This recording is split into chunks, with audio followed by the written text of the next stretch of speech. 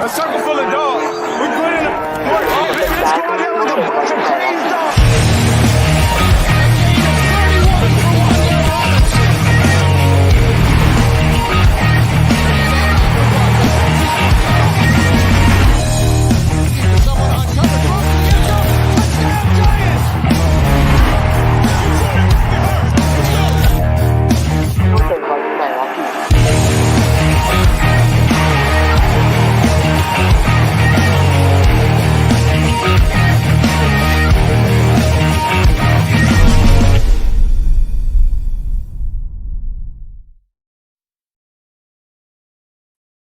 Bam! What's up, people?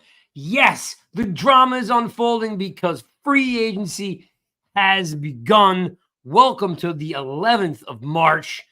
And of course, you are hanging out with us here at NY Giants Rush because we do Giants football 52 weeks of the year. And that's why you hang out with us. And there are literally, I can't even begin to tell you how many people are in the room right now. It's the counter's just clicking off, right? Because you guys are all jamming. What's going on? Who got traded? Who went to another team? Yes, Saquon Barkley is no longer a New York Giant. There is a lot of things to talk about. So I see all you guys piling in the room. Hey, Ricky, what's up? I see you jumping in. I see you, Chris Peace. Yes, the drama is unfolding. I'll bring the guys in the room. Plenty to talk about. And I'm sure you guys have just been bursting at the seams to be like, yes, he's gone. Oh my God, what are we going to do? Love it, hate it. Mark Thomas. Oh, look at that. Milan fan club from San Diego. What's up, boys?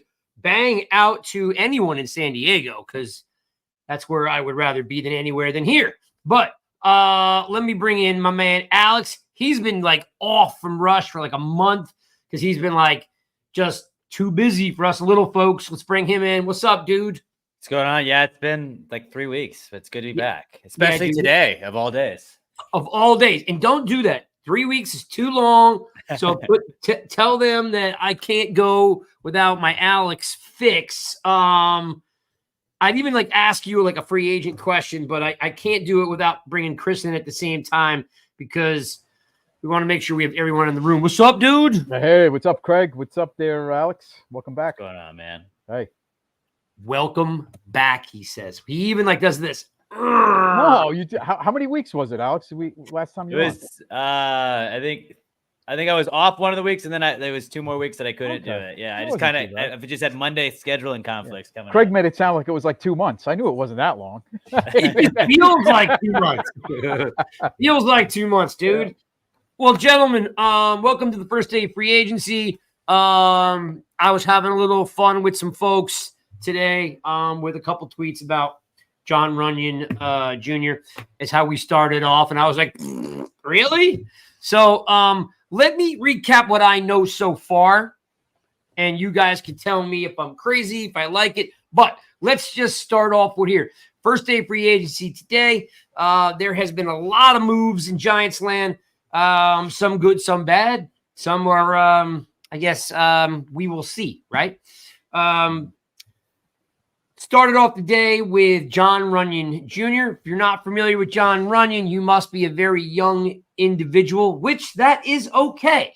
In the 90s and in the 2000s, the biggest rivalry, of course, there was always Giants-Eagles, and it was always Michael Strahan versus John Runyan Sr. It was quite an epic battle with Strahan having a ton of highlight footage of him tossing around John Runyan on a regular basis, and the shit talking is unbelievable in those videos. So we have now signed his son.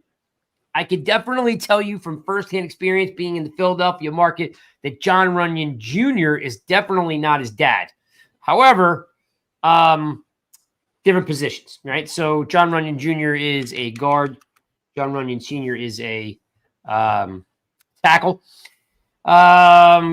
Chris, I know this is one that, some of us may love, some of us hate, but Saquon Barkley decided to sign a 3-year deal with the Philadelphia Eagles. Mm-hmm.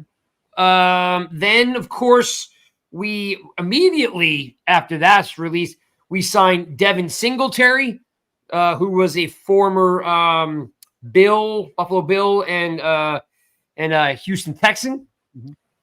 There is a huge trade, if you want to consider this huge, but we trade for Brian Burns, linebacker from the Panthers, all Florida State product.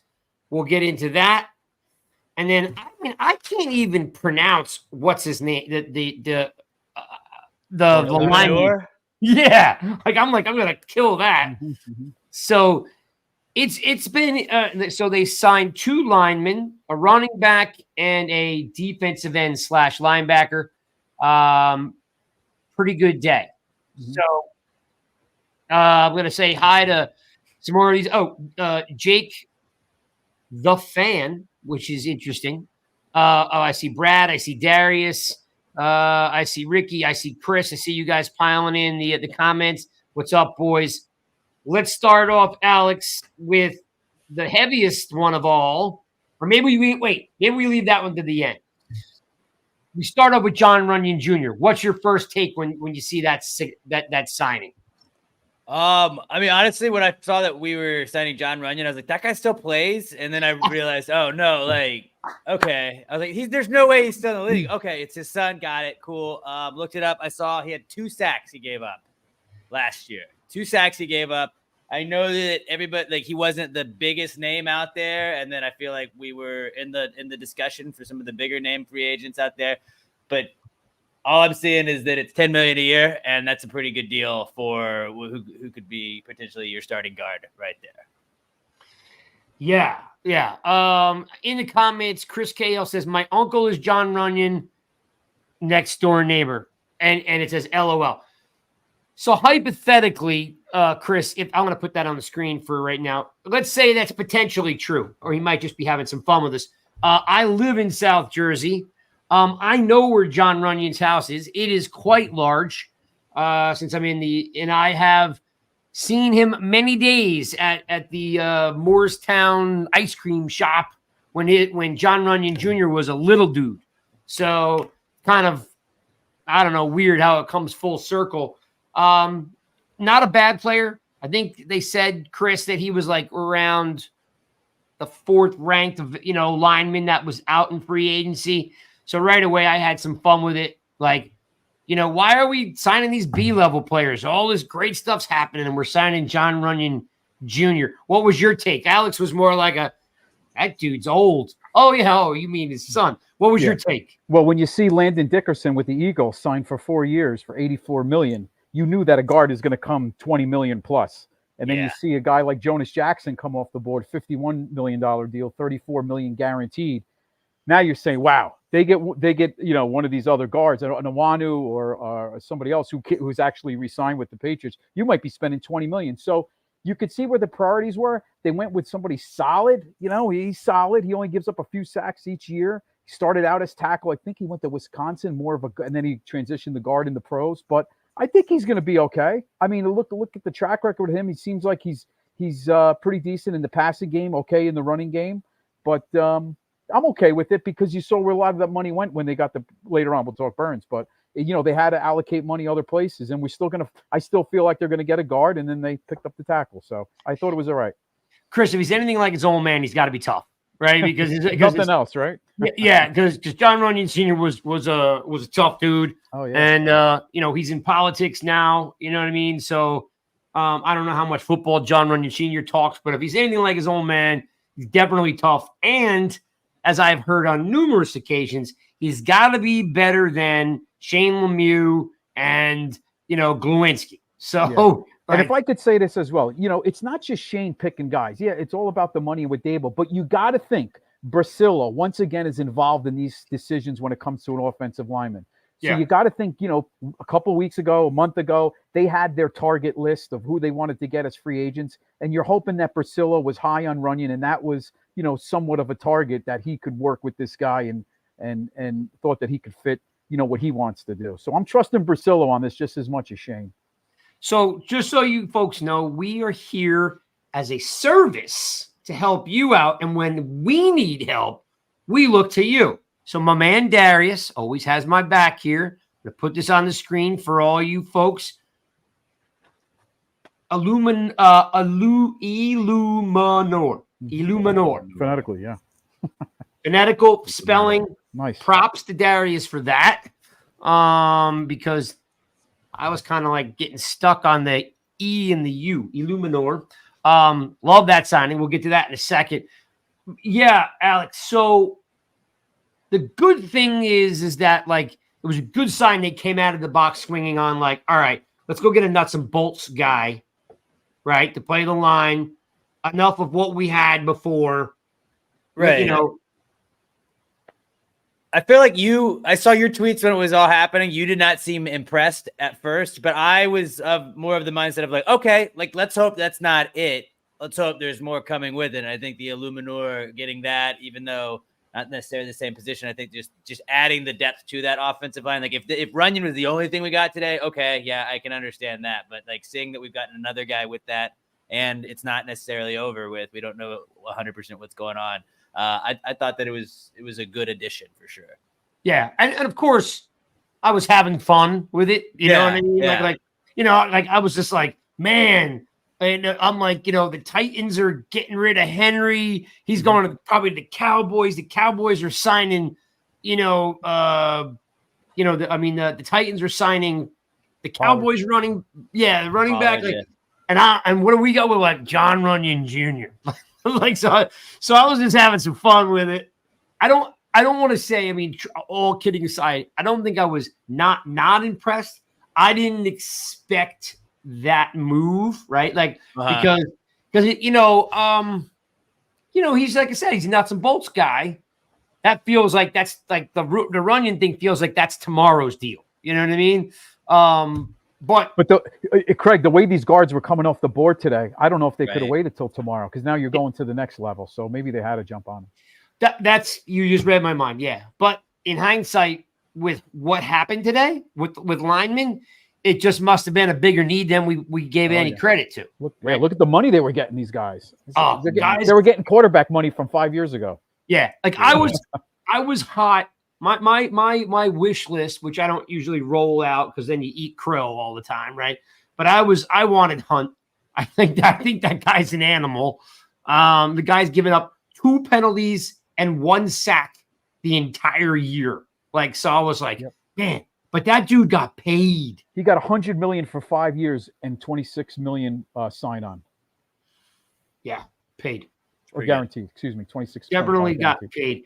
Hey Brad. Hey Chris D. I see a whole bunch of other guys rolling in. Patel's in the house tonight. Nice to see him. We got Guy. Love Guy.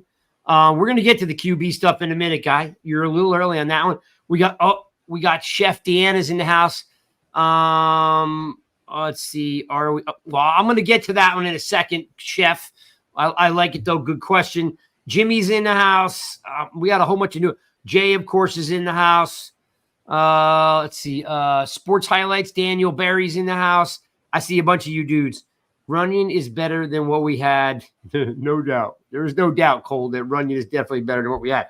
I see Steve. Just got to give all you guys a shout out. There's a ton of you guys I can't keep track. YouTube user. You need a name, YouTube user. I'm thinking that might be Dr. Greg. We got to get you work on your profile. All right, so guys, second move. Go ahead. Oh no, were you going to talk about Illuminor again?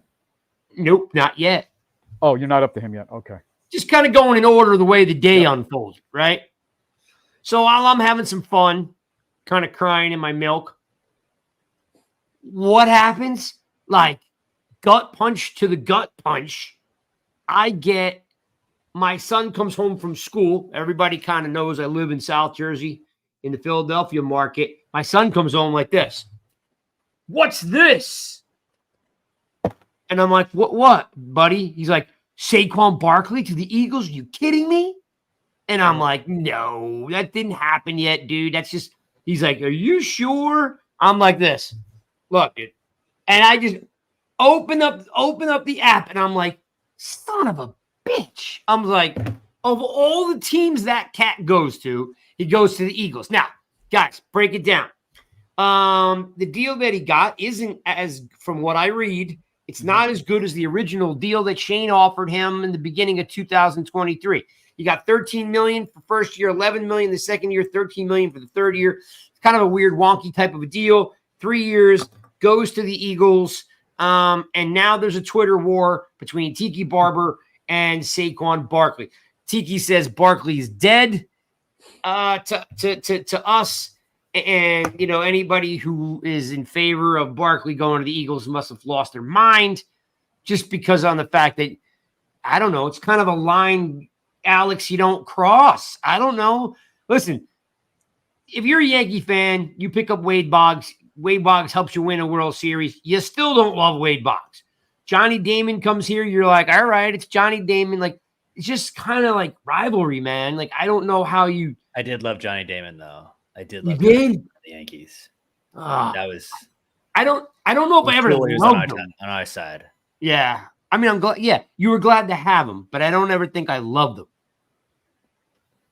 It helped. It helped. Yes, it did help. It did help. So, but I mean, Tiki was dead to me, anyways. Tiki's been dead to me since he shat on Eli right after he like quit in the middle of his season, basically, and then tried to turn heel. So like they're both just dead to me. I'm just not gonna like. I hope nothing but like, you know, cool. Saquon, thanks for all of the fun. Thanks for the one playoff win. But hopefully nothing but the worst comes his way now. Like, and I'm seeing. Are we hearing super team talk in Philly? Remember last time? I'm just gonna throw that out there all off. Like super team. Yeah. Super team. Vince Young. Remember the Vince Young? That he was the QB. They're running it back with the super team again. Not a bad idea, Philly. Try that. Yeah, and Alex, were you just like, were you at work when it happened, or where were you when you would get the Barkley news? Did someone tell you? I have the notifications on my phone, so like the second it happened, I got the Adam Schefter notifications, and I knew today I just had the Twitter notifications on. But then that is a funny like game where then everybody that knows that you're a Giants fan texts you like, dude, did you see about Barkley? Like, yes, I am very aware that my favorite team just lost their running back. And like 20 texts later, you're like, yeah, I know. How crazy is that? Yeah. And by the 40th text, I'm like this. All right. Just enough. Copy paste. Yeah. Crazy. Yeah, exactly. I'm like, okay. Yeah. My son told me. Then my wife sent it to me. My team all over the country. Bing, bing, bing, bing, bing, bing, bing, bing. Everybody wants to have a little fun at my expense. And the interesting thing about that, Chris, is like I had like 30 people text me from across the country, all doing one of these things. Mm-hmm. Yeah, me too. But here's the thing: in the fan base, we're like, "Yeah, we're glad he's gone. He sucked." Like I'm like across the country, everybody's like stoked. You know what I mean? That that he left the Giants and. Hurt, and if you're the Eagles, you got to be pretty damn happy. He's a local kid, and you're bringing him here. I don't know. My issue, I think, was it that like I feel like now the team has no leader. There's no leader on the team. We're just gonna sit around and go, "Wow, I really kind of hope that Daniel Jones kind of steps up or whatever." I just feel like now the team is leaderless. Free agency is just starting, so we need to find leaders, right? I mean, somebody needs to step up, and they'll hopefully find one. I mean, it looks like on defense, there's a few guys there with a Karake, Lawrence, and the new guy. Defense, definitely Dexter, definitely Okereke, on the defensive side. But I did want Barkley to come back. The deal, Chris, doesn't seem very robust, does it? I think a couple of things come into play. We don't know what the guaranteed money was. I mean, I think they're guaranteeing $26 million. The Eagles. We don't know what the Giants would have given guarantees, and for what we've heard, there wasn't even an offer given. It's got to weigh on Barkley deep down inside that he's had 5 years and he hasn't had an offensive line in front of him, and he's kind of, man, he should be one of the all-time greats at this point with a decent offensive line, and you got to think. To a man, he's not going to say this publicly. He probably kills him that he's at 5 years and he should be further along than he is. I know he's been injured, but he probably looks at Philly. He could rack up some yards over there. But if he doesn't do it, the fans will turn on him right away, like we talked about earlier. They will turn on him. Yeah, exactly. What a shame. I'm actually kind of surprised. Like, you're right. Like, I was kind of surprised the Giants didn't give him an offer. I'm kind of surprised that, like, he was like, yeah, I'm going to go day one to the first person who dates me. Like, I mean, like, we were all like, oh, he's going to Houston, you know, or the whole thing's quite bizarre. Because I'll say it again. Howie Roseman's the devil. I mean, that guy has no salary cap, signs anybody he wants to sign at any time. Like, it's almost like he plays by a different set of rules. Yeah, and you know what, Craig? This is all BS, the legal tampering period. This crap has been going on for a couple months behind closed doors and with intermediaries and people. They knew, like, people knew, like, the people involved, they knew what was happening. Like, Barkley probably knew a couple months ago or a month ago there was a good chance he'd go to Philly. This didn't just happen 2 days ago. But it didn't leak anywhere. Nobody was talking about that. Maybe it was just between a couple agents and the team. And like I said, yeah, Tiki, as Alex alluded to, Tiki's been pretty much like, I want to like Tiki, but the way Tiki went out and everything that Tiki did, which we won't really get into him in his personal life, but let me tell you, that dude's got no room to talk about leaving a team hanging. I mean, that cat out of anybody on what's that, Alex? He's the king. Yeah, exactly. Like, I'm shocked that right now, him and Barkley are going, shots, rounds of shots. And I'm like, Tiki, do you forget what you did? I'm like, you left us all hanging high and dry, and we did it without him anyway. So I'm just kind of like a little surprised about Tiki, like, But as Cole just said, and I'll throw Cole's comment up here, the issue is he didn't leave for a rival. He left for an intern. Yeah, but then he like took shots at our quarterback immediately. That's just basically kind of the same thing to me. Don't come at our quarterback. Well, this is part of the narrative for Tiki to get back in the good graces of the fans by taking the fan side and jumping on board. Don't take the bait, guys. Don't take the bait. All right. I think that's a big part of it with Tiki. Yeah, Brad's got a good one here. He says, let me see. But wait, I just lost it.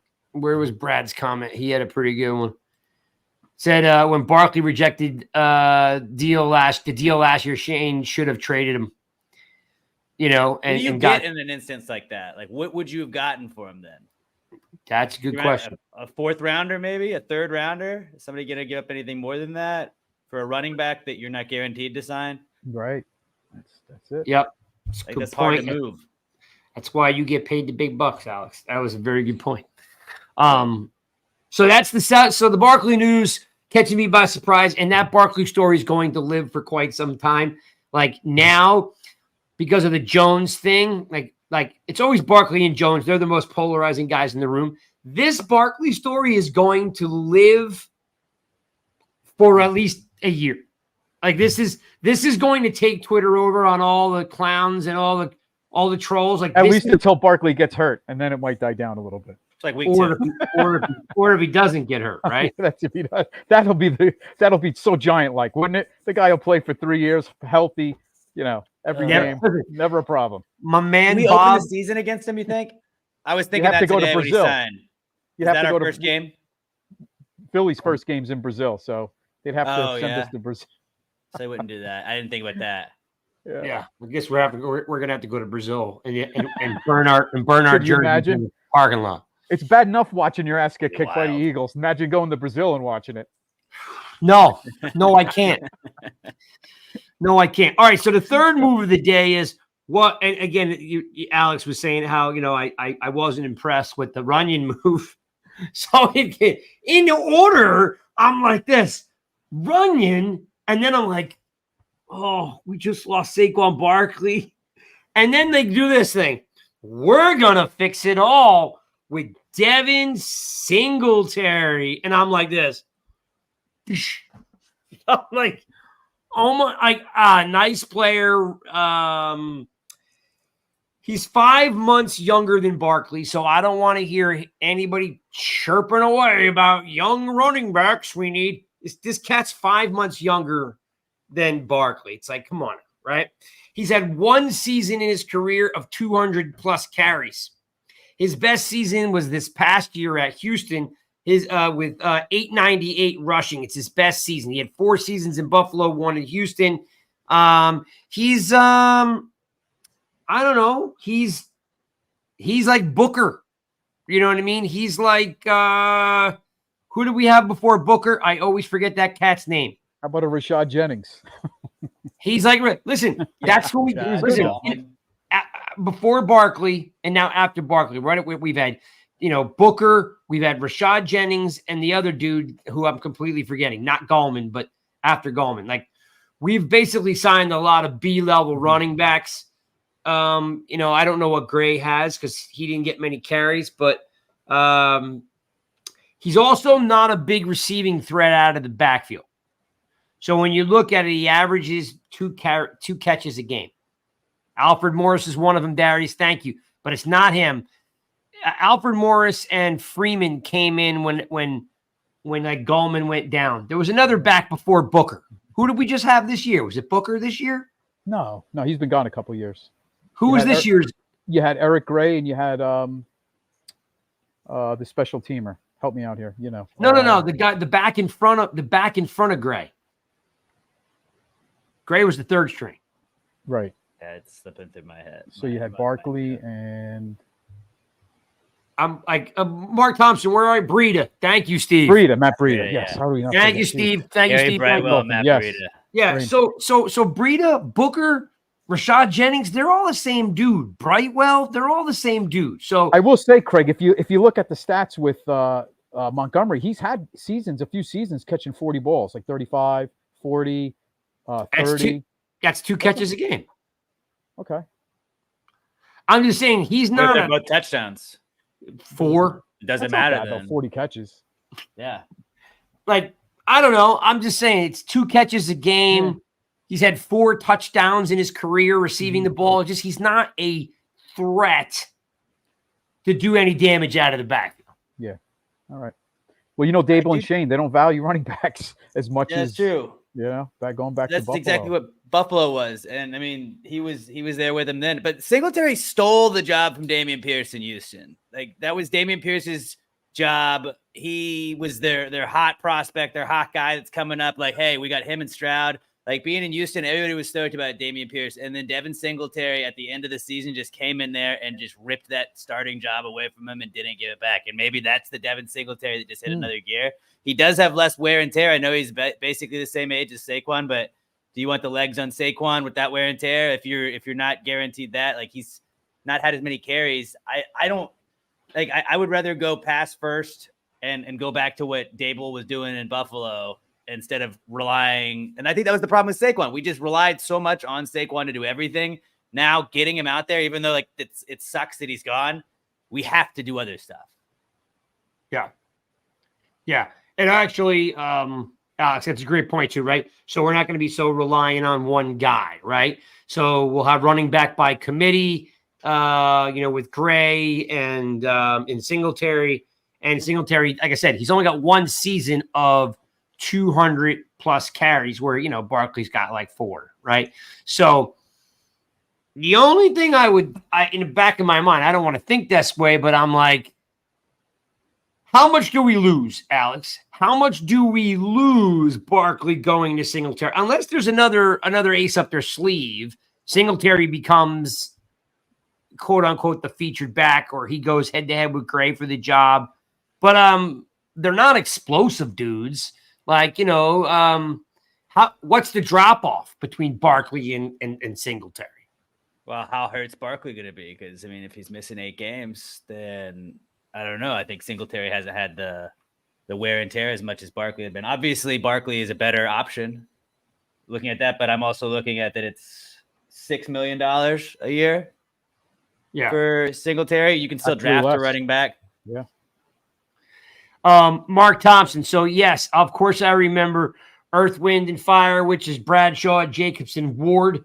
The only scenario there is Brandon Jacobs was already a star, right? And then you draft in the 7th round a kid out of Marshall. You have no idea he's any good, and you're like, dude, this cat can play, right? And then the next year or maybe it's 2 years, you're bringing in Ward, who was still an established guy, but maybe didn't have the same success as you might have thought he was going to have. So he fit well. You're right. Three-headed monster. Two of those guys go over 1,000 yards. Ward and Jacobs. 100%. You could be doing we could see a Brightwell, a Gray, Singletary rotation. Oh, there's going to be another guy, Craig. They're not going to be relying on Brightwell and Breida. And Breida's gone, so you lost two. So they're going to add another veteran. This is going to be like the Buffalo. They're going to add another Zach Moss or somebody else. They're going to add somebody.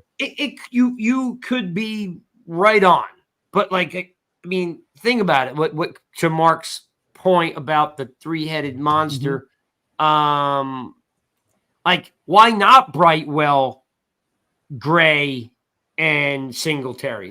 Why not? Brightwell's a good special teamer, but he's been here for 4 years, right? 3 years. Yeah, other guys are better. They got to bring new blood in and give these guys competition. Eric Gray, all right. So he was unimpressive last year. He did okay. He had a few games where you thought, oh, all right, maybe the light bulb went on. He played better.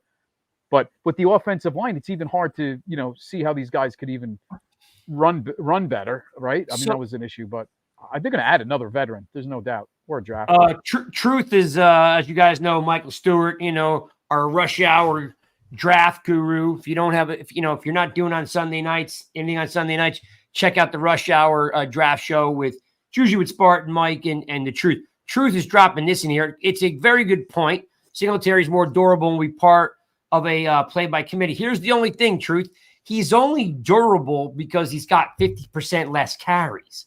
As Alex alluded to, he's fresh legs. He doesn't have the wear and tear, right? As Barkley. They're the same age, basically. So, yeah, he's durable, without a doubt. But if I doubled his carries, would he be as durable?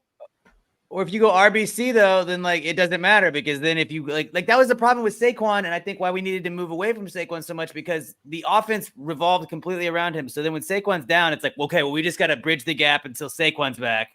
And then that'll be then we'll go back to Saquon. Now we got to completely do this. So if you're going running back by committee and Singletary goes down, that's cool. You got two other guys you can run to. So you're not as hampered by one guy going down with the RBC approach. And I don't think Singletary is going to be I don't think he's going to be a bell cow back at all going forward. He's just never been that guy. And Alex, to your point, I don't think any of these running backs will. Whoever they bring in, it's going to be by committee. Absolutely. Just 2-3 guys, rotate them, and figure out who's the hot hand at any time. And then that kind of makes it more exciting at times. That's what the Eagles have been doing until this season. They're just running out whoever they had out there. Yeah, Steve, I want to address your just because this is some kind of misnomer here. I asked fans if they wanted a running back who was injury prone. Look, let's just put this out there. Xavier McKinney has missed more time than Saquon Barkley is. Okay, just saying. I don't care how he got hurt, whether he got hurt on the field or an ATV accident, in Jamaica. Just saying, for being available and on the field from a percentage standpoint, Saquon Barkley has played more games than and been more available than Xavier McKinney. The guy does get injured, but running backs do get injured, right? They just get injured, but the guy is literally 74 yards away from third all time. So let's not discount the fact that what he does it differently than Giants fans are used to, right? Ground and pound. He's not. He's a ground and kind of pound, but he's a home run hitter. Every back this franchise has had, Chris, ground and pound, right? Yeah, that was the Giants. Right? Name me a couple of them. Ground and pound. Ground and pound. Well, you got to go to Jacobs, Bradshaw. Just to name a O.J. Anderson. O.J. Anderson, sure. Rodney Hampton. Joe Morris. Saquon Barkley doesn't fit that mold. Even Tyrone Wheatley, you might want to say. Sure. Yeah. They're all big ground and pound guys working hard for 4 yards, right? Barkley wasn't that guy, but let's not get crazy about the whole injury prone thing. Because when you start looking at side by side, he doesn't miss, any more games than a lot of running backs in the league, right? You guys, he's paid a lot though. What's that? Paid a lot, but he's paid a lot now. Barkley? Yeah. So that's the whole thing. It's like, are you going to pay him if he's going to keep up this injury history? It's probably only going to get worse. That's why I feel like it was smart to not do it if you're the Giants. Without a doubt. All right, so that's like the third move of the day. At that point in the day, I was like, can we do anything that's not like just, going to burn the franchise down, right? Because I know everybody would be up in arms, and I was not really overly happy. By the way, all-time high 500 folks in the room, which is super cool. So thank you all for hanging out to NY Giants Rush. We're here every single Monday at 8 p.m., 52 weeks of the year. We've got a whole team of writers on nygiantsrush.com. The podcast is every single Monday. It's on all your pod platforms, so you can get it on Spotify, Apple Music, Amazon. You can get it everywhere you want.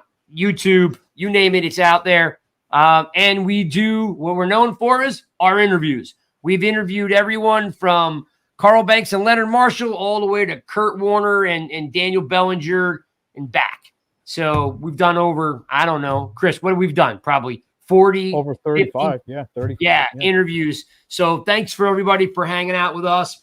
We also have a pretty cool store if you want to grab some gear. Oh, Alex has got the red one on. Alex, flash that sucker. Oh, yeah. Nice. Yeah, so we got some cool stuff there on nygiantsrush.com. All right. Thank you, Roll. Appreciate the compliment. Roll. I'm sure Roll is short for something, but he says, great show, guys. Appreciate you. Appreciate that. No, Chris, you are 1,000% right. I'm going to throw this up here. That Tiki Barber was probably the only one that really wasn't a true ground and pound guy, right? David Wilson, probably. Never saw him, right? Too short of a career. But Chris is right because Tiki was a scat back. They thought he was going to be basically a third down back. And returner. Yeah. All right, so the next move that happens, so you get Singletary, you get, Barkley goes, and then all of a sudden, you start feeling like there's still a defensive move coming in, and the Giants trade for Brian Burns, from the Panthers. It's a 5-year deal. It's $87.5 million guaranteed. The Giants are giving up 1 second-round pick and 1 fifth-round pick in this year's 2024 draft. They have 2 second-round picks. They've given 1 up. Here's your stat line on. Actually, Brian Craig, I think they're swapping the 5 pick next year in 25. Correct. Yeah, I was just talking about the 24, but thank you. Yes, and the 2025 fifth year, fifth round. Here's your vitals on Burns. 6'5", big dude, 250 pounds. He's 25 years old with Florida State. He averages 9 sacks a year. He's had anything from 8 sacks to 12.5. In 2022, he had 12.5 sacks. Well, with tagging him or combining him with Kayvon Thibodeau should be a very, very, very interesting play with our new defensive coordinator, because we thought Aziz was going to be that guy. It didn't work out. So Brian Burns should be able to, as Patel says, change this defense, right? We got a new defensive coordinator, and he wants to get, from everything I read, is we're not about stopping the run. We're after the passer, right? Chris, everything that you read probably very similar, right? Yeah, and especially Bowen, where he comes from, he's not a big blitzer. He wants to get there with the guys in the front. So that goes to play. If you can get Tibbs there and get Burns there and Aziz is out there, now you're getting there. And Dex, now you're getting there with your guys up front. You don't have to blitz. So that plays exactly how Bowen's defense likes to work. I didn't see that, by the way, Mark Thompson, about them swapping. Mark says that the 5th round is next year and they swap 5th round picks this year. That's correct. Yep. Okay. So 8.7, 87. And they gave up the 2nd round. Obviously, you said that, right? The 2nd round. Correct. Yep. 2nd round pick. Number swap 39. Dives, 87.5. 12.5 sacks in 2022, his best year, but I averaged it out, 9 sacks. What I do like about him too is he averages 50 tackles a year. Yeah. He's not afraid to tackle. And he averages 12 tackles for a loss. He's had higher and lower, but I just averaged it out. He averages about 12 tackles for a loss, but he's been high as 15, 16, 17, So I think this is a very good trade, Alex.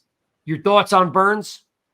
I mean, I've not done anything really since besides watch highlights of that dude since we got him, and I'm stoked. I'm pretty stoked from him. That guy's a monster, and it's gonna be cool to have him and Kayvon on the same side next year for sure. Yeah, like I do agree with you with Bowen. It does play like directly into the way that he runs his defense, Chris. Like that, where you had Wink, where everything was designed for that. Mm-hmm. We're gonna completely see a shift in that this year, and that's the perfect guy to have in for that situation. Chris, what do you think Bowen will do with him? You know, because when you look at Burns's, you know, his position ranking, they have him listed as OLB, outside linebacker, defensive end. Mm-hmm.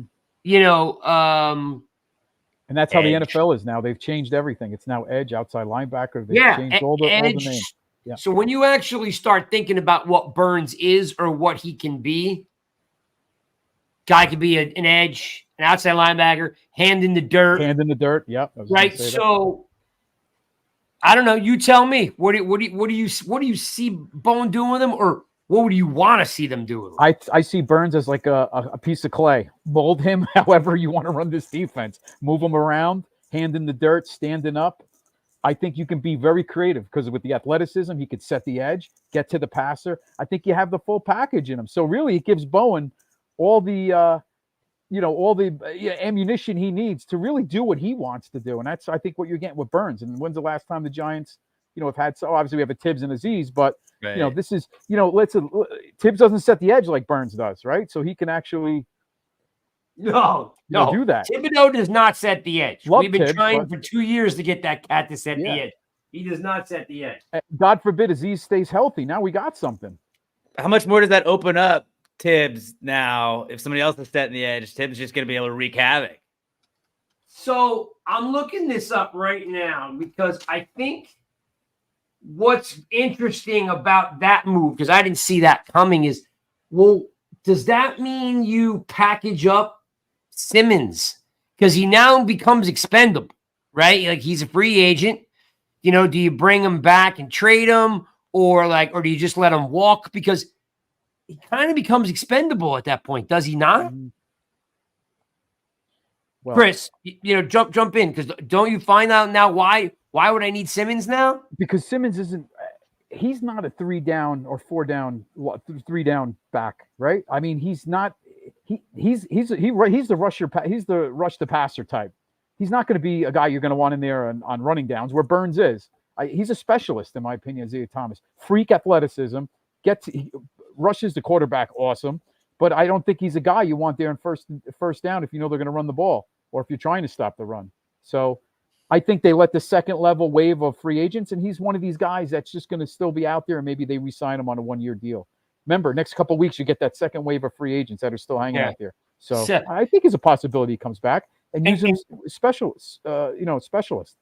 And Cole's killing me for hating on Simmons. No, I'm just saying from a standpoint of position and snaps, right? Because I thought he came on really nice at the end of the year, right? He started getting more comfortable in the defense. So, can you think about Burns, Kayvon, Simmons, McFadden, Okereke, and Aziz? You've got some real guys that got some good speed and can get out there to pass. I mean, even McFadden's decent at blitzing up the middle. We already know, if we can turn on Kayvon, what he can do, right? So I just wanted to look up to see what his money's going to be like for Simmons, because I'd hate to see him cut him, but Burns could mean that he becomes expendable. But I'd rather have him than not, right? Because he's a talented dude. Yeah, especially on nickel and dime, right? When you need those extra guys on the field, he can do it all. I mean, he's he's a safety. He could play corner. He could be in. He's a freak. He just can't stop the run on the edge. That's my complaint with Isaiah Simmons. So then, I'm really stoked about the Burns thing. I mean, the dude balls. I mean, the guy plays, he grinds. You know what I mean? Though he's a player that I like. You know what I mean? He's definitely a guy that like seems like he fits here. Does he not, Alex? Like this kind of guy is like, oh, you know, he feels like he should be a Giant. Yeah, absolutely. The more I've been watching him today, just the more that's ranged true for sure. All right, am I going out on a limb saying he's got some tuck in him or no? Is that I mean, I know he hasn't played for the Giants, but like, isn't somewhat type of that kind of game? No, I could see that. I could see Right? that. I don't want to like compare him to Tuck day one. no, That's like a lot, but the yeah, body of like work. I would love that. Would love that. Saw some But- Tuck quality. I mean, like body of work feels similar, Yes. right? Alex, 10 to 12 sacks a year, 50 plus tackles a year, can put his hand in the dirt, can stand up. Just listen, Tuck's awesome. I mean, he's one of everybody's all-time favorites. He's a captain. I just felt like the body of work is somewhat similar. I don't know. That was Burns right now is my favorite so far. But then when you think it's over, it ain't over. And they bring in an Illuminor, which is a monster of a man. He's already been tweeting out how he's excited to come. You know, he's like, he seems like he's fan friendly. You know what I mean? Like because the fans are blowing up his Instagram and his Twitter, and he seems to be loving it already. You know what I mean? He says I'm happy AF, you know, to be a New York Giant, and just I don't know, dude seems like a good dude, Alex. Like with Runyan and Illuminor, like line looks a whole lot better today than it did yesterday. Yeah, I think it was Spartan Mike tweeted it out earlier today that like it's Andrew Thomas, Runyan, JMS, Bredson, and then Neal and Illuminor in that right tackle spot. Like that is significantly upgraded from last year. I feel a lot better going into this season with that. Yeah, and but not to digress, but yeah, K-Mac, Jay, Cole, they're glowing on Burns, and it's 100%. He will be a game changer. He will be like Okereke, like Okereke. We were, especially me, I got to eat some crow. Like I was like, man, this guy is not as advertised, Okereke, and then something clicked. Like when we interviewed McFadden, he said it just clicked for him. Like it just took him a couple weeks, 3 weeks, 4 weeks to figure it out, and then he was gangbusters. I think Burns will be that kind of guy too. But to Alex just said something, Chris, that was interesting because I thought he was going to go a different direction. So he read the line from left to right. He said, AT, Runyan, JMS, Bredesen, and then he said Neal and Illuminor, right?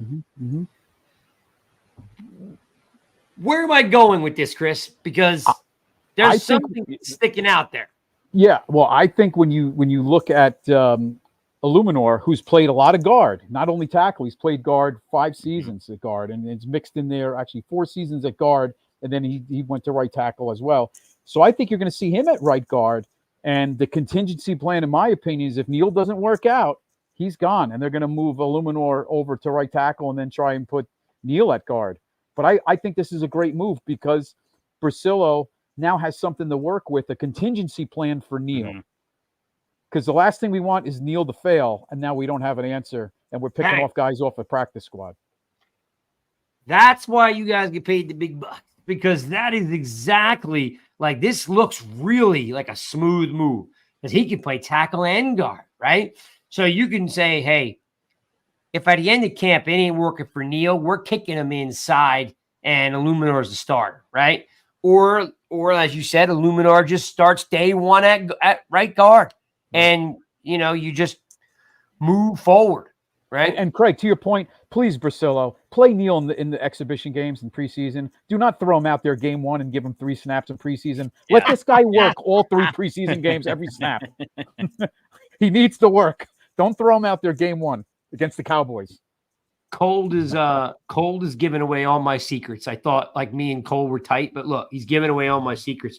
Craig doesn't like Runyan, Mark, because he's a Michigan guy. Damn right, he's a Wolverine. Damn right. Actually, I'm not even sure if Runyan was a Michigan guy. I know Jumbo Elliott was a Michigan guy. Was Runyan a Michigan guy too? Was. Yeah. Yeah, I knew I didn't like him for a reason. Yeah, really super cool. Like, I mean, how could you not? Again, a little bit of roller coaster. Like, I'm like, with the Runyan thing, Barkley's got me in a tailspin. I'm like, and then boom, the Burns thing comes in, and the Singletary thing. Again, we might have some fun with it. He's not a game changer, but he's a nice back. He's a nice back, and as Mark Thompson said before, it could be like he could be Ward. You know what I mean? He could just been looking for an opportunity to get more carries, and he could come in here and pop, right? Could. Who knows? So you get 2 linemen, a running back, and you trade for an edge. It's a pretty good first day. And let's not forget that they re-signed Carter Coughlin, which is an interesting play because, Chris, you and I have talked about it. That cat can't find his way on the field anywhere. He went from defensive end to backing up Blake Martinez to backing up Micah McFadden. And then, they brought him back on a new deal. He announced it on his Instagram. I'm wondering if he has any life in him in Bowen's defense, Chris. Do you think that they're like, hey, this guy knows what it's like to play in New York, and maybe we can use him? Like, you think maybe there's some packages for him? Well, yeah, you would hope so, because the funny thing was with Carter Coughlin is that you thought he'd be a pass rush specialist on 3rd down, and that's what he did coming out of Minnesota. And you didn't see that with Wink. So maybe with Bowen, things change, and he utilizes him more on those passing downs. But yeah, I don't think they're re-signing him just to think he's a special teamer. I got to think Bowen's involved as well, saying he could work with him. He's going to get him on the field. I would like to think that's part of it too, not just that he's going to be special teams. I mean, you're giving up a linebacker spot just for him to play special teams. It's interesting, yeah, because I thought or maybe an edge spot, however you want to look at it. Yeah, well, it was, and then I think I got to scroll back through. I think Kreider, right? We signed the long snapper, Olszewski, and Olszewski, which that was a good one. Yep. Yeah, he returned that punt that one time. That was cool. Well, we signed him on that alone. Yeah. Hands down. In fact, they should have just ran out on the field and here like this. Here. Any returner that averages over 2 yards on a punt return, you might as well just keep him. Yeah. I mean, if you return a punt, you get a free 1-year deal the next year. Like, here you go. 100%. So no, he doesn't let the ball bounce, and he doesn't catch balls inside the 5. So what's the grade, Alex, for today? What's our grade? Are we A, as in A, F. Give me your first day of free agency on, grade for March 11th. I mean, I'm biased because I'm feeling good about it. Like, I know that it sucks that we lost Saquon, but I was in the camp that, like, I feel like we needed to go in a different direction. It feels like an A because we didn't break the bank for anything we got. We got good value at everything it feels like we have, and like we aren't in cap hell. We just got out of cap hell. That's like the big thing I was nervous about. Like, don't go back into cap hell. Once you got out, don't do what the Saints do every year, where you're just kind of constantly treading water in that. And I think the Giants avoided doing that while making some pretty big improvements. Like, it feels like an A, right? Like A- if we don't want to go A+, because like if you had kept Saquon, I'd absolutely say A+. But then I don't know, we wouldn't have made all these signings if we had to pay Saquon. So I think that I'm gonna go A solid A. Chris, grade for first day of free agency. I'm going to give it a B+. I think it's a strong B+. Almost an A, but I'll go B+. And by the way, Craig, we didn't mention McKinney. I don't know if that was in your. So I was going to get there. I get B+. Because I kind of I'm in between both of you guys. Like I think that's like a B+ too. Because like you do lose. You do give up some stuff to get some stuff, right? Mm-hmm. I'm right with you there on the B+ for day one. The McKinney subject. I'm sure you guys are scanning, scanning through your phones and refreshing all the time to see what's going on. It's not a bad time to tag him.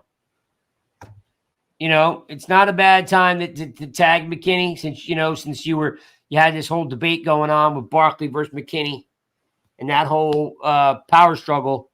Alex, are you in favor of tagging McKinney now or what? I mean, what was he getting? Is it 19 mil a year? Is what I think the tag is. If I remember, it was 16.5. I think it was. Yeah, he got 17. I would have liked to keep Xavier McKinney, but then I don't know if you keep him this year, do you sign him off with a franchise tag? If you did tag him, I don't know what they would have agreed with. I'm just I'm in the mindset right now where you can get upset over it, but I'm just trusting Shane. Shane's gonna save us. He knows what he's doing. So if Shane didn't want to sign him or Saquon, there's a good reason why. But I wish him nothing but the best on the Packers until he plays the Giants. So did McKinney officially sign? Packers. Yeah. And that's official, right? Well, it can't be official till Wednesday. But 4 years, $68 million. Yeah, that's great. 17 a year. That's it's insane. Yeah. So I was thinking throughout the day that oh man, this is the time now you tag him, right? This is it. This is the spot. And it didn't come. And next thing you know, he's the official announcement comes out that you lose him to Green Bay. And I don't know, all that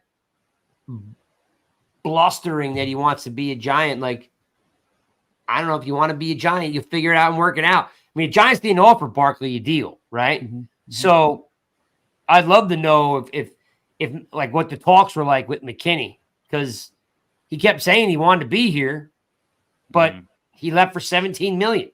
And so many safeties hit the market last week. I mean, there's a lot out there. There's a Justin Simmons still that's out there. Yeah, someone in the chat said that, but I can't see Simmons playing safety, but I know he has some experience there. No, Isaiah, I'm talking about the Simmons from the Broncos who was released. Oh, that's all cold. I could take no credit for that whatsoever. That is 100% cold. He hit me up during the week and was like, dude, this cat can play. Mm-hmm. What do you think? And I knew who he was, but we don't see a lot of Broncos games. Mm-hmm. And man, that would just be, I know Cold and I talked about it earlier in the week. I'm surprised and they didn't tag him, that they didn't tag. They can't. Him. They were 40 million over the cap. Yeah, well, that's my point is Howie Roseman does what he wants. Some of these guys can get away with this stuff, right? But I mean, if you look at his track record, that'd be no drop off between McKinney and him. Mm-hmm. So kudos to Cold for coming up with that one. He was bang, he was already on it. So where do the Giants go from here, Alex? What do you think? Again, we know that free agency kind of lingers on. There's plenty of good players out there. We're just all anxious, for players, for star players, right? Where do they go from here? I don't know if we're going to bring in any star guys at this point, but I wouldn't hate seeing another running back. I don't really know what the options are. If we could sign another running back to kind of compete, I wouldn't hate that either. But just any sort of offensive line depth we can add, any type of secondary depth we can add, or anybody that can compete for that. But yeah, those are definitely the glaring holes, like offensive line depth and then secondary help right now. I like that. I like the secondary help without a doubt. But do you think quarterback is a big concern right now? I saw Brissett just signed with the Patriots as we were doing this. Oh. And Mac Jones is being traded to the Jacksonville Jaguars. Minshew to the Raiders. Wait, that happened? It's going to, yeah. Dude, that blows my mind. Why would the Colts let him leave? He just won 9 games for him. Yeah, I agree. Because they have a quarterback they just drafted. But Richardson's coming off an injury too, so yeah. Who knows if he's healthy? ACL. What do? You bench the guy who win 9 games for you? Like if I just drafted a quarterback in the first round, yeah. But he's got he's coming off an ACL. Is Minshew going to be the starter there? I mean, shoulder. Sorry, he's coming off a shoulder. We got to see the terms on Minshew's deal with the Raiders. I mean, that's probably a nice. Yeah, do they have Garoppolo? Like he's gone, right? The other guy is gone. Aiden. So yeah. Well, he'll be backing up. He'll be backing up. All right, I haven't looked this up, so maybe someone in the chat can help me. Where's Tannehill right now? I don't want. I think he's out there. So Tannehill is out there. Browning is out there still, right? I believe so. So Minshew's off the table. Mac Jones gets traded. Brissett signs. You're really kind of thin on quarterbacks that actually can play, right? I mean, Tommy DeVito, Tyrod Taylor. No. We got those guys. Tyrod Taylor. I think Tannehill could be a very good possibility, Craig. Who? Tannehill. I think he's a very good possibility. All I want to have happen is when Jones gets hurt, and we should talk about that. Let's bridge that. Good segue. You know, my whole thing was when Jones gets hurt, our season circles the drain because we don't have a good enough quarterback to actually win games. Like we have all these journeymen, right? We got 2 quarterbacks that actually get hurt. You got the backup who always gets hurt too. So you need the backup for the backup. Yes. So, Chris, as I asked Alex, and I like Alex's train of thought of get me some corner CB help, right? And safety help now. Where do you think the Giants go from here? And is a quarterback in play? I think the quarterback's in the mix. They need somebody. But I think Darius Williams from the Jaguars visited the Giants today. You didn't hear anything, but I think a veteran like him, 30 years old or 29, could be a possibility. Fuller from the Washington. Is it Kendall Fuller? So there's a couple guys, but I think cornerback, right, Alex? I mean, you better fill cornerback soon. Well, not soon, but, within the next week, they need to get some isn't Maddox in here who's more of a slot guy, but you got to fill that spot on the other side of Banks soon. Yeah, I'm putting this up here. Oh, I just lost it. Where'd it go? Did Patel say it? Someone in the chat just said that we should have signed Russell Wilson. Russell Wilson's washed. All right. And here's the thing. You win a Super Bowl, multi-Pro Bowls. You got a hot wife, all this millions and millions of dollars. He's not coming for the New York smoke. He's not going to go to a place where he's going to get baked every day about everything he does. He doesn't want to grind. Russell Wilson would have never worked here because he doesn't want to grind. He's on cruise control, right?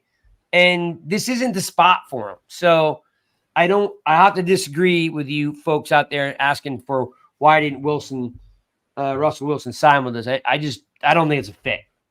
Alex, you think Russell Wilson would have been a fit? No, I don't. He's 100%.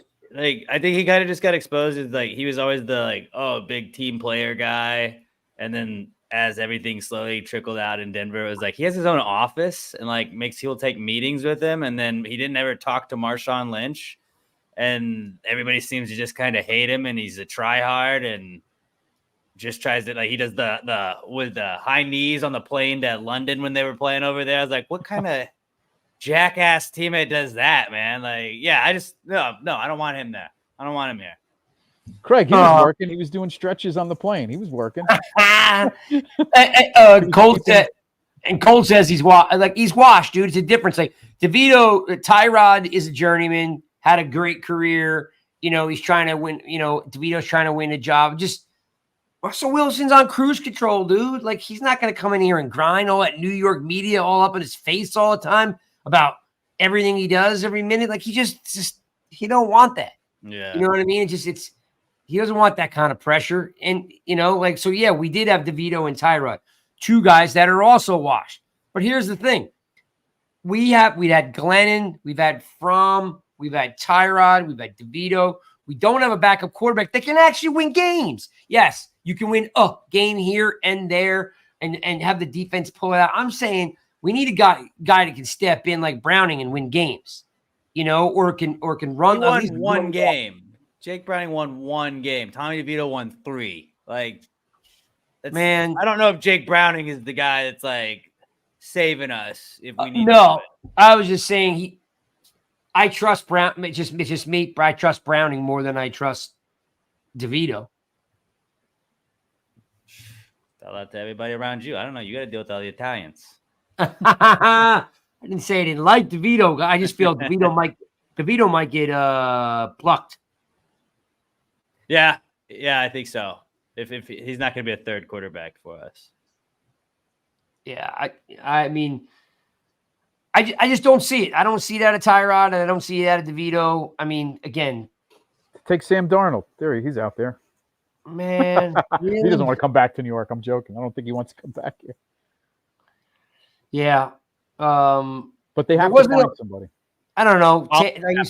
Make a splash.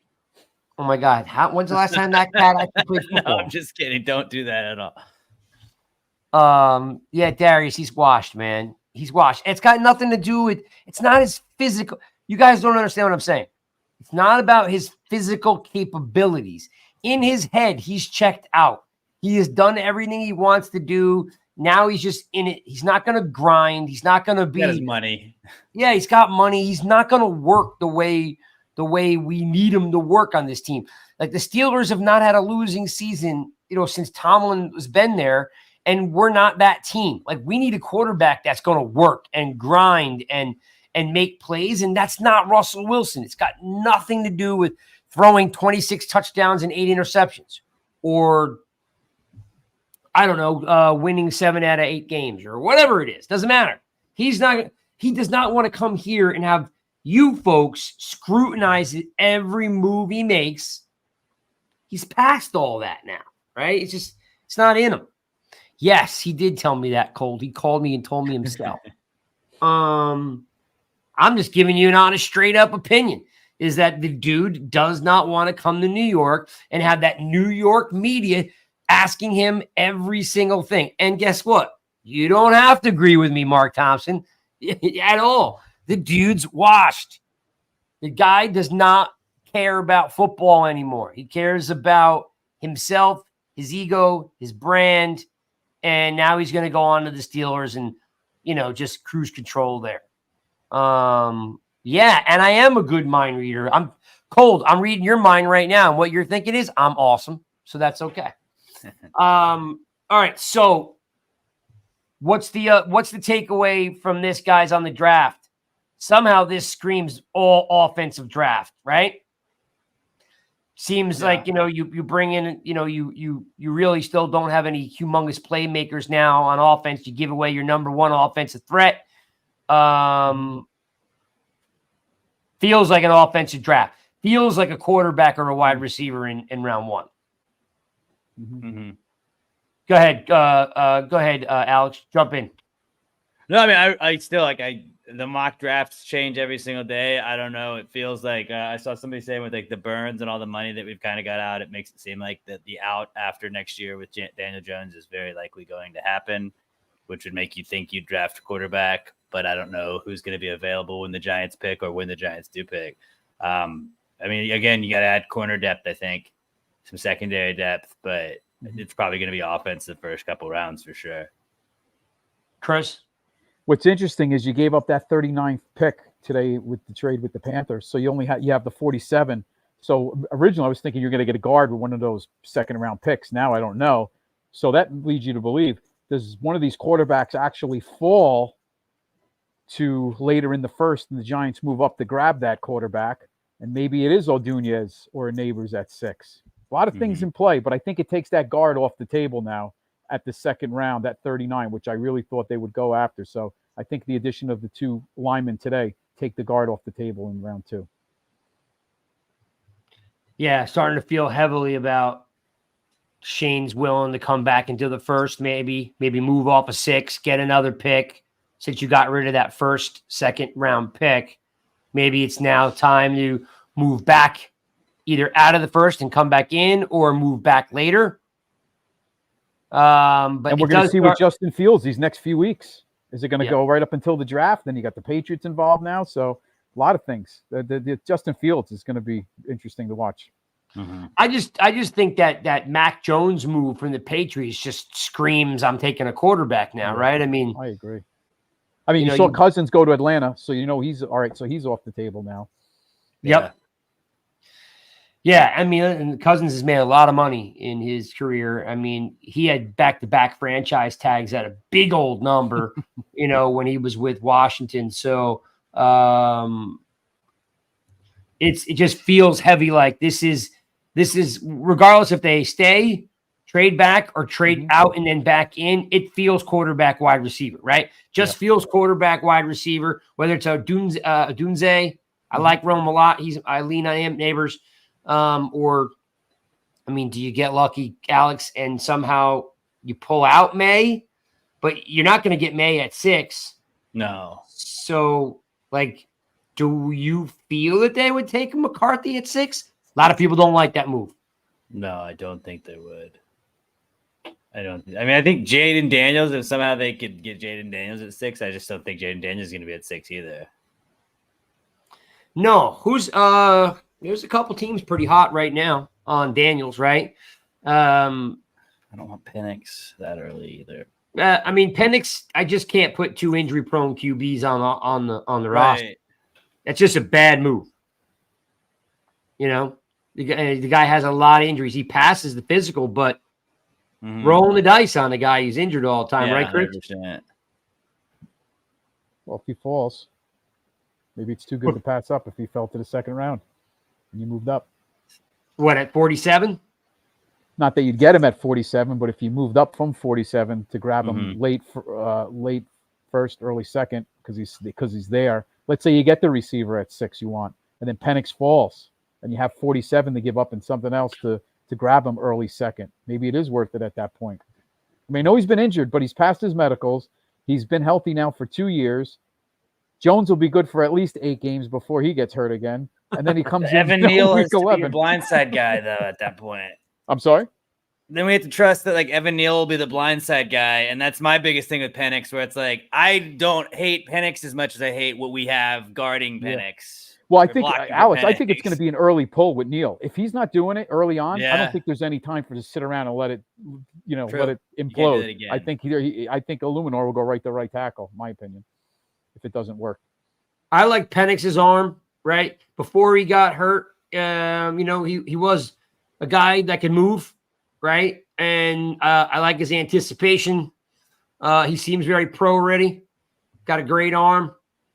But I'm always hesitant of taking a guy who's got that injury list. It's 2 ACLs. It's a shoulder injury and a concussion. And it's just two ACLs just screams hey, he's got physical limitations now after 2 ACLs. Is there a third one in his kind of like Dominic Hickson was, remember? He just could never shake those ACLs. He had 2 on one knee and another and a 1 on the other. Well, Terrell Thomas too. Terrell Thomas too. Some guys just, and I just always worry about Penix. Let's say he got to 47, not that he will, and you got the receiver at 6. Would you take him at 47? Is he the only quarterback left? Yeah, let's say because I take Rattler. Okay, you take Rattler. Okay, Alex, good question. You want to answer that? That is the only situation I take him. I'm not a first round quarterback at all. He's not a first round quarterback to me. But if maybe if he falls to you at 47 somehow, I can understand the argument of why to take him.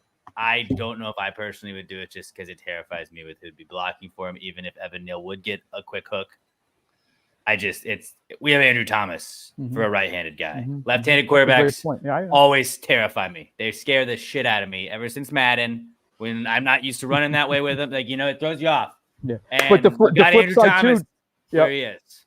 The flip side too, Neal, is that they know Neal's the weakest link, so they're going to put their best guy on that side too sometimes. But I get your point. At least you know it's coming. Yeah, at least you can see it coming.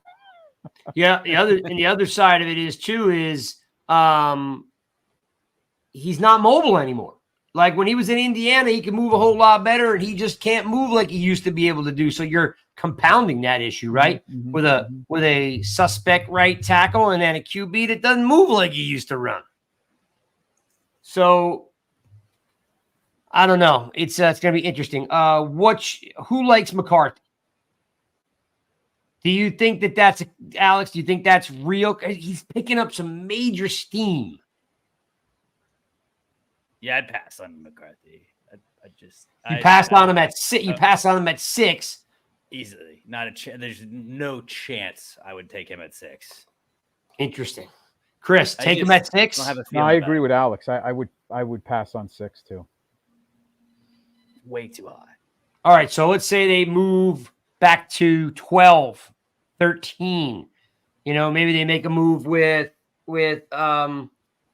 where does Minnesota sit right now?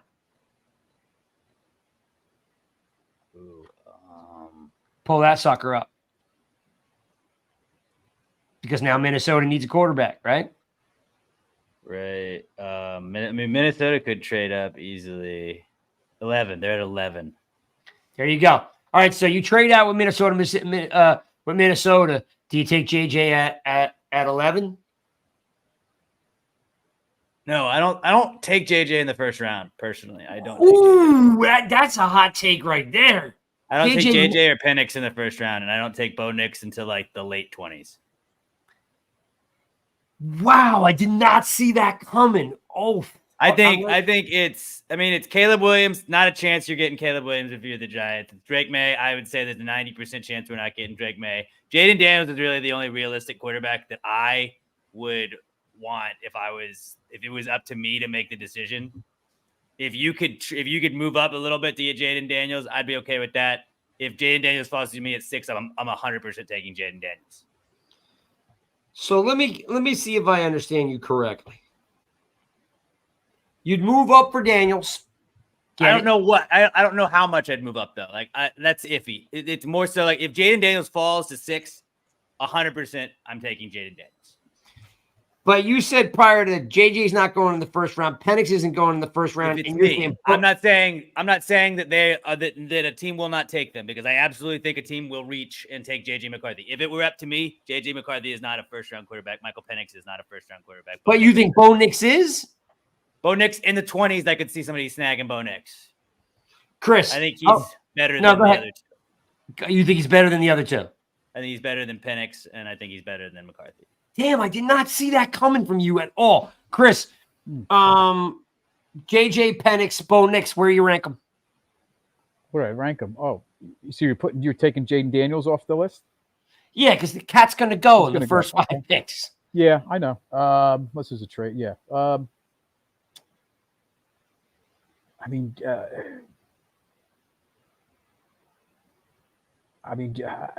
I guess Daniels, you'd put 1. I mean, that'd be the choice. That would be the choice. But no, but you're sitting at 6, and Daniels is gone. Oh, Daniels is gone. So it's JJ Penix or Bo Nix. Yeah, I don't want any of them at 6. If you're telling me Daniels is off the board, I don't want any of them. I'm going to go receiver. There's a drop off after those top 3 guys. If you tell me Daniels is definitely gone, obviously that's the case. Because going to New England, maybe. I can't see Bo Nix being a first round pick. I just can't see it for the I don't trust him. Guy doesn't throw more than 8 yards, 8 yards of passing time. Trust it. Yeah. He can't push the ball up the field, Bo Nix. I mean, he averages 8 yards a throw. Like he just he's got more checkdowns than anyone in college. Right? So, I mean, I love Penix throwing the ball down the field, but I don't know. I think if I could get JJ swapping with Minnesota for 11, I'd take him.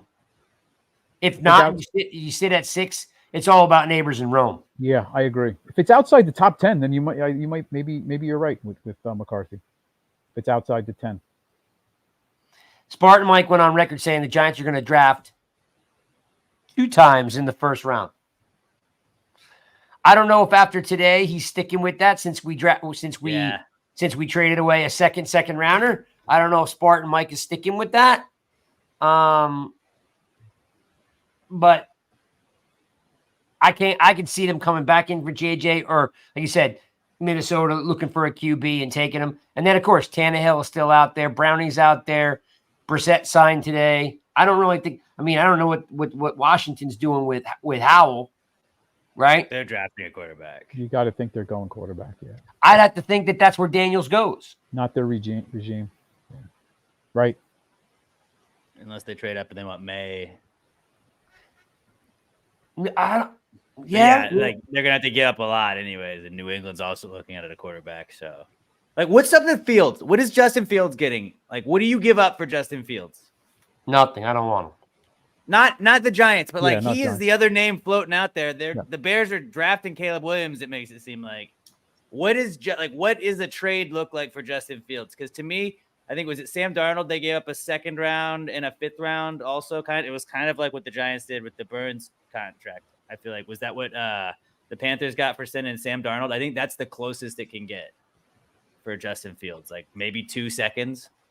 I mean, he's a young dude. He's got talent. I don't know how much next year. The closer we get to the draft, the more desperate Chicago's going to be. So you just wait. You wait until the day of the draft, then, right? Yeah, you'll get a deal. Yeah, because we all know it's going to be Williams. And that's what it looks like. And you could just like hurt you're only wishing somebody's quarterback gets hurt in like mini camp or something. I mean, the only rumor was Atlanta.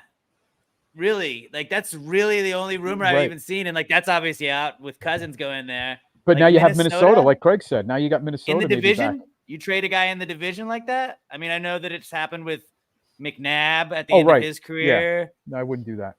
But yeah, I wouldn't think that would happen. That's a division to do it because you saw Detroit, Minnesota swap trade tight end. Yeah, it's true. Yeah, wait, who got Hockenson. Who where? Hockenson went from Minnesota to Minnesota. Yes, right. Yep. Yeah, there was a big Dallas Eagles trade years ago too, right? Maybe 10 years ago, 8 years ago. That was for Smith when they jumped us. Yeah. Devontae Smith when the Giants were going to take him and they jumped us. There was another one a little bit later than that too, I think, if I remember correctly. But everything for me points out that Daniels is going to Washington. You'd have to think now that the Patriots want either to trade for Fields or they want May. Yeah. So I honestly think that the Giants have 3 options here, and it's Neighbors, Rome, and McCarthy. Even though McCarthy may not be a 6, the way that this is shaken out, I mean, you're basically building an offensive line with 2 signings today. You know, you're basically saying, I'm fixing this to protect the quarterback. I don't know. Jones will be ready. So that's the biggest issue right now. At 9:25, the biggest issue that we have right now is the fact that if Jones isn't ready, we don't have we're gonna have to go with DeVito. I think right? Ready. No. Well, you think he'll be ready? Yeah, he'll be ready. But even if he wasn't, they're not going with DeVito. They're going to add, like I said, a Tannehill or a vet. Yeah, that's what I'm saying. I'm just saying today, right now, like DeVito, Tannehill, someone has to be able to step in if Jones. Well, you know what Shane said, I think 2 weeks ago, that he expects Jones to be ready for camp. He's ahead of schedule, so I think he's going to be ready. I don't know why Shane would throw that out there. He could easily say, we're taking one day at a time. We'll see how things go. But he came out and said he believes he'll be ready. So I think he'll be ready for camp. Patel, I don't think McCarthy's a game manager because he plays in a ground and pound system with one of the best offensive lines in the game, and they've got a great running game there. Harbaugh is an NFL guy, old school quarterback, Bears, Indianapolis, they like to run the ball, so no, I think actually might even make him extremely pro ready, because he's a patient guy, takes what's given to him, still makes great throws. I love him on the run. I love him in a rollout. He's very successful on rolling out and letting the ball go. My biggest issue, Patel, I was worried about his size at 205. Chris told me last week, or maybe it was Spartan, that he's up to 215. So I hope that answers your question, Patel. P says McCarthy looks like he's going to New England. I'm just scanning through. Cold says absolutely not on Jimmy G. That makes a lot of sense. Patel says kick the tires on Jimmy G. Or trade for Fields. Let's see.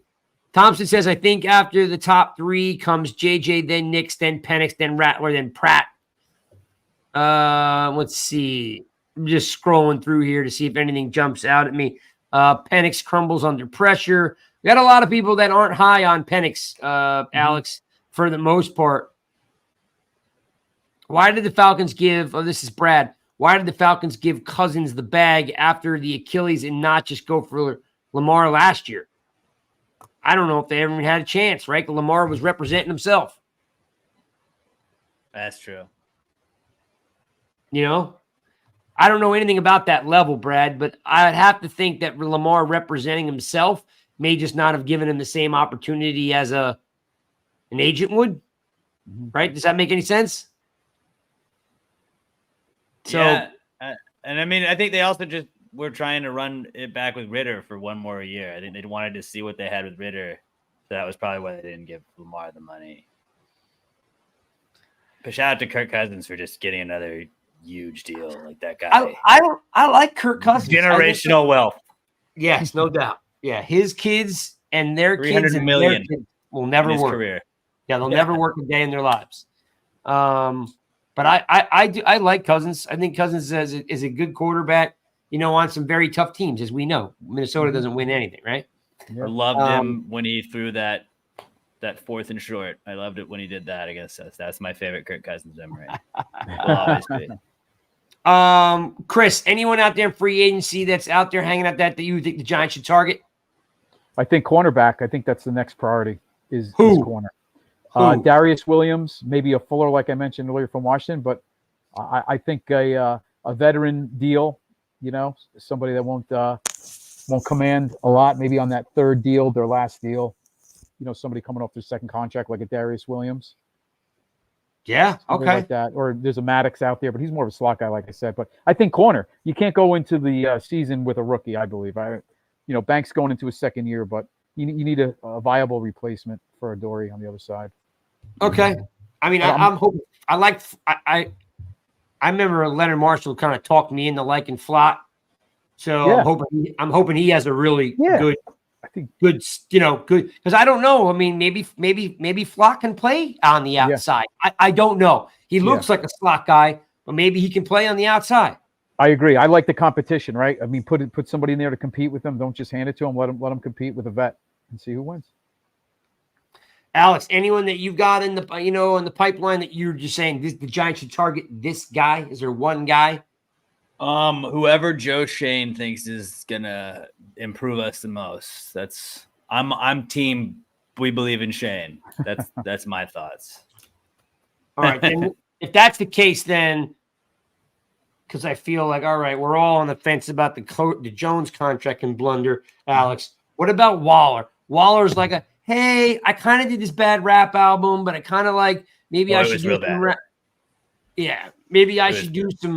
Maybe I should do some hip hop, and I'm gonna just make some movies. And I don't know if my heart's in it anymore. Like WTF, dude? Like it killed Bellinger's development, right? So what are we doing with Waller? Did it kill his development? And Waller was out for a lot, so Bellinger still got to play. I don't know. I think you run it back with Waller one more time, see what's up with it, and then I think you don't end it after 1 year. I think you give it another shot, and then. Well, he's the one talking about retiring, though, right? Then if he retires, I mean, I don't know if I'm not convincing him to not retire. If he retires, he's gone, but I don't think it's going to be anything with the Giants getting rid of him. Chris, what's up with Waller? Like, if his head's not in it, do we really need this dude? Well, for him to even think about it makes you think maybe it should be over if he's thinking about it that much. But I believe last week he put that aside and said he's going to play. Now that Barkley's gone, you need somebody dynamic on offense. I know you have Slayton to stretch the field right now. You have Wandell, but I think if Waller can, it's a typical Giants, can't stay healthy just like everybody else. I mean, you just want to see what he can do, right? What we expected from him. So I want him back. I want to see a healthy Waller, and let's go. That's why it feels like, since there's no, like, we haven't had that star power since Odell, right? Mm-hmm. And it just feels like this is neighbors. This just feels like it's Rome, because like there's no star power on the offense anymore. Right. We're like just lunch pail kind of thing, and I don't know. Yeah. And a healthy Waller opens up things for Bellinger. The sad part of last year is Bellinger having to stay in and block all the time because of the right side of the line. So wouldn't it be nice if we get some protection? Now you really get to use Bellinger. I mean, that's what we, because Waller gets the attention, but Bellinger's a big target in this offense. Or can be. He was. Yes, it can be. Right. Yeah. I mean, let Waller get the attention, and Bellinger could open up a lot. And as Darius said here a second ago, if he's not healthy, right, and he can't stay healthy, then he's just basically collecting a paycheck. Like, definitely to roll the dice. And I know Mark said about Hawkins. Yeah, I like Hawkins too, but he got abused later in the year. I don't think he can go into the season throwing Hawkins out there corner. And like, I think you said it, Craig. I'm just tired of these mid-range roll the dice. Hopefully it works out. This guy's progressing. Like, we need real, like, without a doubt, you put him in, he's going to do a decent job. And I feel like we have so many spots where we're just praying, hey, he had a great camp. He's going to work out. I think he's got something. No, we need it. Just give me the star, right? Like, when you look at like the Eagles, or you look at Dallas, or you look at Kansas City, there's stars at like 7 positions. I like Trey Hawkins, but I don't want him to start next year. I don't. Yeah. No, I can't rest on the fact that Okereke and Thomas are the only stars on the team. And Burns now, hopefully. And Burns. Yeah, he's not quite current roster. Yeah, current before free agency. Like, it's Okereke and now McKinney's gone, and now stuff like they need to replace a little bit of star power and get some swag, without a doubt. Yeah. LV Live says we're paying McKinney. You really can't pay 17. What did he get, Alex? You said 17? Just 4 years, 68. Yeah. Oh, a lot. LV, you can't pay a safety 17. I said this earlier in the week. There's a theme to the top 7 of the top 10 most highly paid safeties in the NFL are on losing teams, because they're either got bad management, making bad decisions, giving guys too much money, or you paying that guy a lot of money to stay because you got a bad team and you're hoping that, this guy can turn your franchise around. 7 out of 10 are on the highest paid safeties are on losing teams. Yeah. I mean, I don't know. What's that tell you? Yeah. And Diggs is out there from Seattle. He got cut last week. That might be an option too. Mm-hmm. Okay. Last thing, guys, anyone like, any surprises you think are going to come? Anything like what's the next big surprise? Like I told you, Spartan comes up. He's like, we're drafting 2 in the first round. Alex, any big surprise you see coming down the pipe that could happen that would just, the league would go, whoa? We trade for Justin Fields. No, that would be the craziest surprise, but I don't see that happening with us. No, I can't think of anything, honestly. I feel like it's going to be an uneventful night for the Giants. I think we'll go receiver right now is the way it looks, but I don't have any like crazy predictions. I think it'll be pretty we'll know what we're going to get kind of as the day that the draft comes there. We'll know what's going to happen. Chris, anything big? You just like, man, this is going to something like this is going to happen. Like trade wise, you're saying? I mean, free agent wise, you're saying? Yeah. Anything. Yeah. I don't think so. I don't get the feeling that it's anything. Wednesday the new league year starts, so they're going to redo the cap numbers. So we'll see exactly what the cap's left. But I just think it's going to be a lot of mid-range type signings the next few weeks after this week. I don't think any surprises. Is Justin Fields, Alex, on the Bears come draft day? No, I don't think so. But I feel like if nothing happens in the next couple of days, I feel like it'll be like the week of the draft is when we have something. I feel like it's going to happen in the next 3 days, or we'll wait until the draft to figure out what's going on with Justin Fields.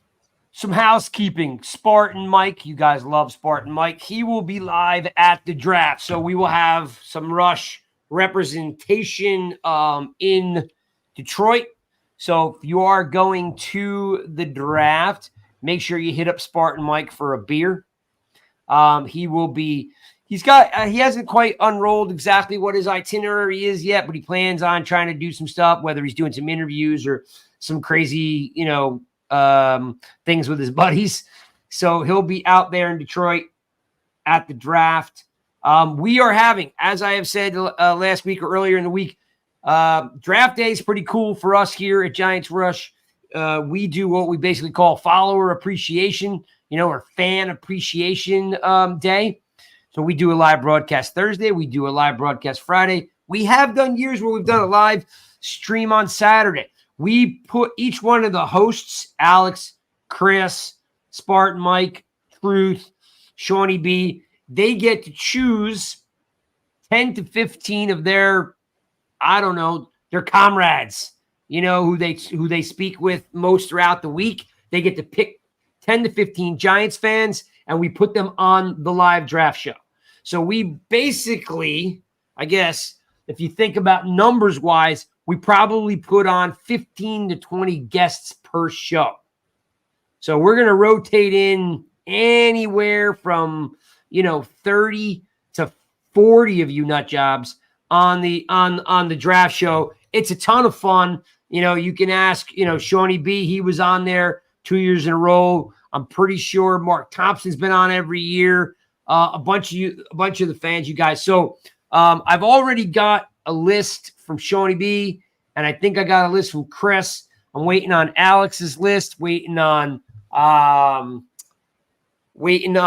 Truth's list and Spartan Mike's, and I'll reach out to you guys and tell you what day you're on. You get like a 10-minute window to say that pick sucked, that was awesome, or I remember when Alex said this, he was 100% right. Oh, damn it, Chris was wrong. Like, I don't care. Whatever you want to say, you hang out with us this coming draft. Don't make plans. Just bring us with you into your draft room for this upcoming draft Thursday night and Friday night.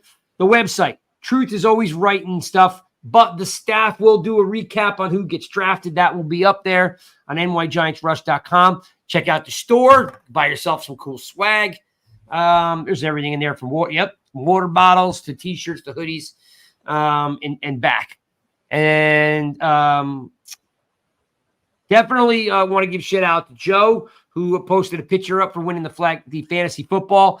We gave away a signed Amani Toomer jersey for winning our fantasy football league. So shout out to Joe because he went to the finals with Spartan Mike and he won the signed Amani Toomer jersey. Guys, do you think I should give something away for our draft show? Sure. Yeah. Why not? Okay. What would be the criteria? What would you have to do to win something cool during the draft show? Like best question? That's done all the time. Like, what can we do? Best draft party? Maybe? Like, who has the best draft party? What's that? What do you mean best draft party? You're having everybody over at your place and you're doing like keg stands and you've got like beer tub girls or something, like maybe like the best. Alex, like, all right. I like on the clock when it's got the 2 minutes, so you get the however many minutes to pick. Whoever gets the closest time to when the pick is in. All right, let me write that down. The pen on that. That's a good one. Everybody can put a time. Like, all right, so it'll be 1:30 left. Put your pick in. When it says the pick is in, and that it'll be kind of like a guess the score. So I don't think we could do that because everyone will just pick the 1 second before, the 2 second before, the 3 seconds before. Well, no, but you got to get it in. Like, we'll be like, the deadline is by this time to tweet us it. Like, reply to this tweet by this time. And then if it's after that, then we lock you out. All right. We can potentially do that. Closest to the pin time. All right. What else, Chris? What should I give? I'm going to give away another jersey, by the way. We'll give away another autographed jersey. We've given away a couple of those. Yeah, all right. So maybe best time, best draft party. Worst giant draft picks of all time. Come up with your own list and see who gets it. Worst first rounders, worst draft pick ever. Worst first round Darius, draft pick. Tony, and Ron Dane are going to own that. There's more than that. There's even Chris more. P says, "I'll be." How about Derek Brown, tight end? That was a good one. Oh yeah, Gerard Bunch. List goes What about on. whoever on the draft show has the worst former Giants jersey? You have to like show it. Like whip my Sonoris Moss jersey out. Yeah, that's a good I one. was There like, you go. Sonoris Moss gonna change the game. That's it. Never worked out. That is it. That's it right there. Let And me we'll write give you a that new down. Worst jersey. Yeah. Worst jersey. What do we have them take their picture in it? You have to show it on the stream. You got to have it with you. So that, Yeah, but that would mean that the person with the jersey would be in on the draft show, right? Oh, yeah, that might be tough. That might be tweet tough. it to us. Because then you're leaving out others maybe, no? Yeah. Yeah. Then tweet it to us. So Yeah, tweet it. on draft day, Good. worst jersey, Giants jersey. Mm-hmm. It's gotta be like pick somebody that was just an absolute bust that you felt so confident. Like I remember saving up my money in high school, being like, we are like Sonoris Moss, Hall of Famer. We're done, dude. You got the red 83 jersey. I was Sonoris Moss for Halloween. He's got to be good. His brother was. Got to be good. But yeah, his brother was great. He cooked the Cowboys all the time. He's gonna do the same thing. Nothing. Absolutely nothing from that guy.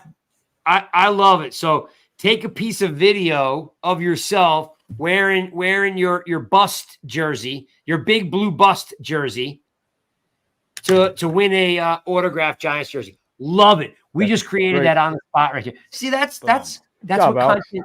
Yeah, that's like literally what content creation is all about. Right there, boom for Alex. We've been on for way too long, guys. As we get heated up here, more draft talk. We're doing. It is all right. Sunday night. I know, Cold. If you're still on here, I'm already knowing you're going to kill me in the comments. So I'm going to make this quick. Sunday night is the last rush hour show, I think, of the year, talking about draft. I think, I'm not positive, but I think it might be one of the last ones. And I always do tight ends. Tight ends are my jam.